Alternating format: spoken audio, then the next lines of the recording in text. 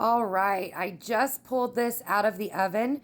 This is the cherry pie filling with shredded coconuts and chopped up orange chocolate.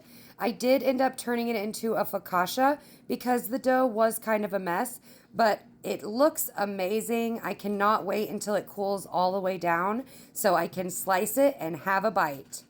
All right, let's slice this up, see how it looks inside.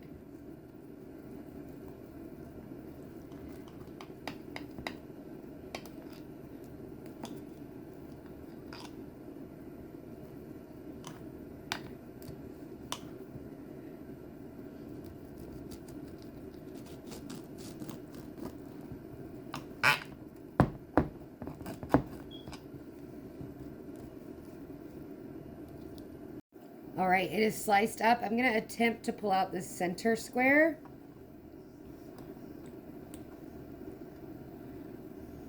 Ooh. What do we think? I think it looks pretty good.